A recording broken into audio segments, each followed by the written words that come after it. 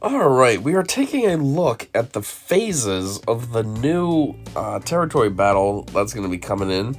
Rise of the Empire. So, we've already gone over, already have an overview video posted and phase 1. Now we're going to be looking at phase 2. So, let's get it. Phase 2, phase and alignment. It's phase 2, sector 1, light side, planet Braca. Ground modifier, endless ranks.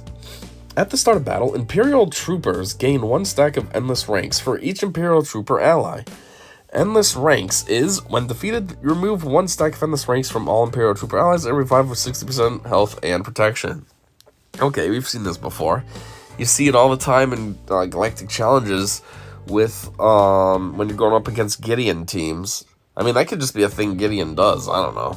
But it also makes me think of, the Dark Trooper? How it's kind of like B1. It has 4 stacks, then it dies, and then there's still 3 you gotta kill, and then it dies and stuff too. That's what this is making me think of, which is kind of a pain in the dick to deal with. Another thing I was just thinking, they've been touting this new territory battle as, it uses all your characters, not just light side or not just dark side.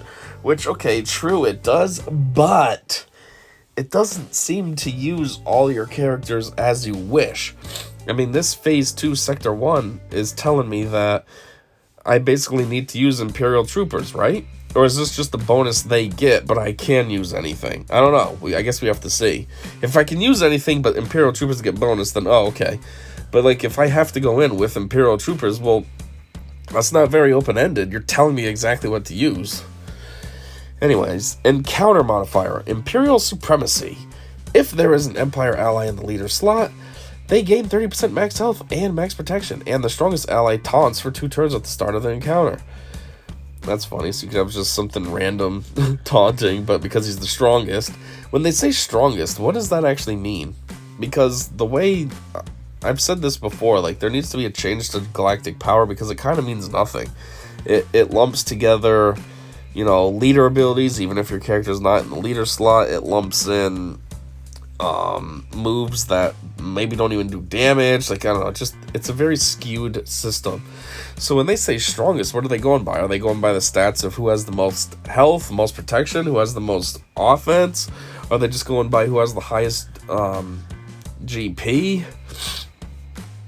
What exactly are they determining the strongest ally to be? I mean, if I had to, if this was me, I would say the character with the highest offense would be the strongest. But I don't know. I don't know what CG's idea is. Like I said, they might just do highest GP, but that doesn't mean anything. Back in the day, before they did their revamp on GP,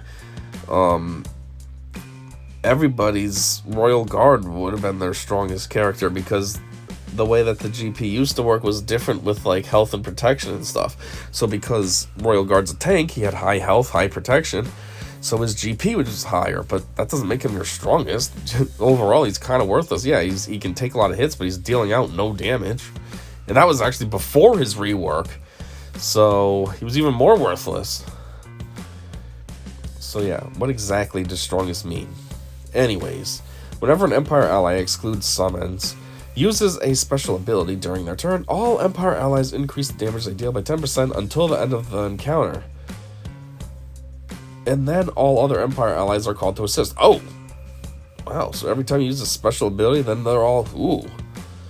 So that'd be imagine using Thrawn, you get a fracture, and then everybody's coming to assist as well, and they're dealing 10% more damage. It's kind of cool. So you'd fracture him, but then probably kill him at the same time. If there's an active Empire ally, oh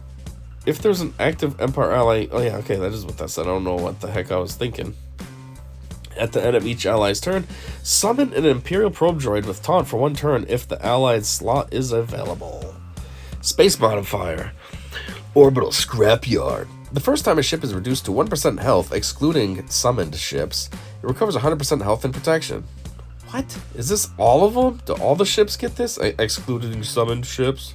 Because, man, that'll be a pain in the dick. You get the thing almost killed, and then, boop, back to extremely full health. and gains decommissioned until the end of the encounter, which can't be dispelled or prevented.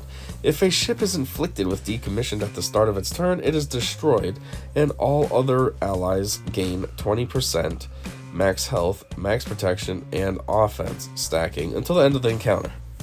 Hold on, what? So it comes back to extremely full health and then gains decommissioned. But then it says if a ship is inflicted with decommissioned, which would be that one, it's destroyed? So what's the point of coming back to full health and everything if you're just going to be destroyed? So that everyone else can gain 20% max health and max protection and offense.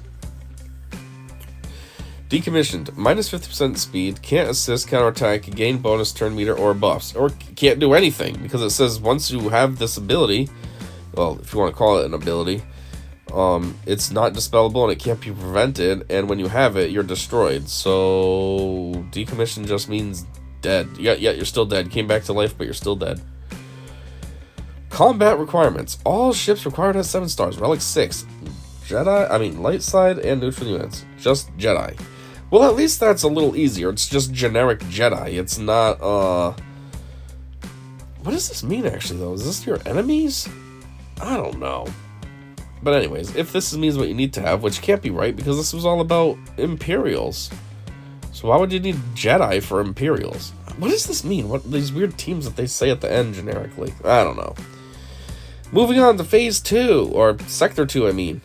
Dark Side. Geonosis Arena.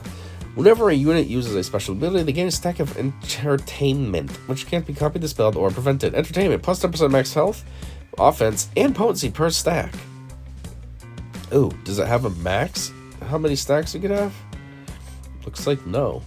Space modifier, 3,722-1. What is this 3PO stat? Whenever a ship is inflicted with target lock, it also gains foresight and stealth for 2 turns, which can't be dispelled. What? So you get target lock and then you can know the next move while hidden? Combat requirements, same as always, and you need Geonosis apparently. Well, that one would make sense considering you're in the Geonosis arena. Phase 2, Sector 3. This one is mixed. The planet Felucia. Ground modifier, Nacillan Farm. At the start of each character's turn, they gain heal over time 10% for 1 turn. While a character has heal over time, they have plus 25% defense and are immune to buff immunity. That's funny, they are immune to buff immunity. What does that mean though? That means that you can't gain buffs if you have buff immunity, so they're immune to not being able to gain buffs, so they can gain buffs, no problem. Whenever a heal over time expires, the character gains offense up for 1 turn. Recovery effects are increased by 20%. What? What do you mean? So your heal over... What is it? What? Recovery effects are increased by 20%. What does that mean?